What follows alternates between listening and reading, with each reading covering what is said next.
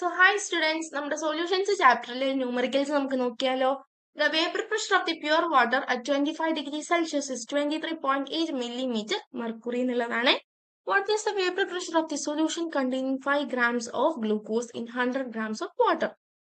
നമ്മുടെ ഇവിടെ given values നമുക്ക് ആദ്യമേ നോക്കാം. ഗിവൺ വാല്യൂസ് എന്തൊക്കെയാണ്? പ്യുർ വാട്ടറിന്റെ വേപ്പർ പ്രഷർ വന്നിട്ടുണ്ട് 23.8 ആണ്. മാസ് ഓഫ് ദി ഗ്ലൂക്കോസ് ഇവിടെ തന്നിട്ടുണ്ട് 5 ഗ്രാംസ്.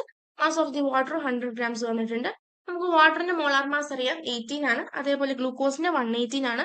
അത് നമുക്ക് ഓൾറെഡി അറിയാം, ഇവിടെ ഗിവൺ വാല്യൂ ആണ്. നമുക്ക് ചെയ്ത് കണ്ടുപിടിക്കാനുള്ളത് ഉള്ളല്ലേ. അപ്പോൾ നമ്പർ ഓഫ് മോൾസ് കണ്ടുപിടിക്കാനുള്ള ഇക്വേഷൻ നമുക്കറിയാം, given mass divided by molar mass എന്നുള്ളതാണ്.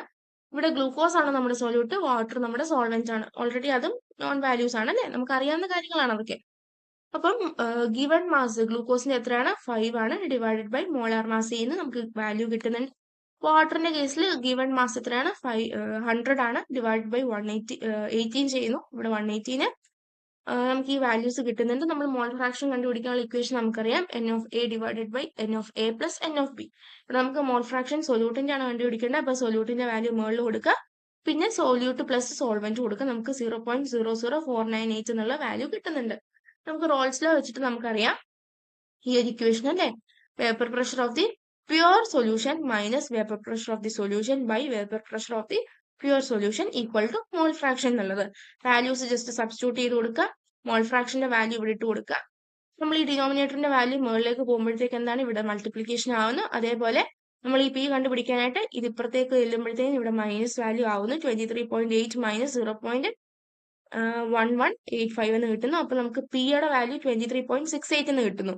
So vapour pressure of the solution നമുക്ക് എന്താണ് 23.68 മില്ലിമീറ്റർ മെർക്കുറി എന്ന് കിട്ടുന്നുണ്ട്. നോക്കിക്കേടാ, vapour pressure of the pure വാട്ടറിനെക്കാട്ടിലും കുറവാണ് vapour pressure of the solution. എന്തുകൊണ്ടിട്ടാണ്? ഗ്ലൂക്കോസ് എന്ന് പറയുന്നത് ഒരു നോൺ വോളറ്റൈൽ ആയിട്ടുള്ള സൊല്യൂട്ടാ അല്ലെ, അതുകൊണ്ട് എന്താണ് അത് വേപ്പർ ആയിട്ട് പെട്ടെന്നൊന്നും പോകത്തില്ല. പക്ഷെങ്കിൽ ഗ്ലൂക്കോസ് വാട്ടർ മോളിക്യൂൾസിനെ സർഫസിൽ നിന്നിട്ട് പെട്ടെന്ന് എസ്കേപ്പ് ചെയ്യുന്നത് കുറയ്ക്കുന്നുണ്ട്. അപ്പോൾ എന്താണ് നടക്കുന്നത്? അവിടെ എസ്കേപ്പ് ടെൻഡൻസി അവിടെ കുറയുന്നത് കൊണ്ടിട്ട് തന്നെ വേപ്പർ പ്രഷർ എന്താണ് അവിടെ കുറയുന്നുണ്ട്. അപ്പം അതുകൊണ്ടിട്ട് സൊല്യൂഷന്റെ വേപ്പർ പ്രഷർ പ്യുവർ വാട്ടറിനെക്കാളും കുറവായിരിക്കും. സോ മനസ്സിലായല്ലോ അല്ലേ?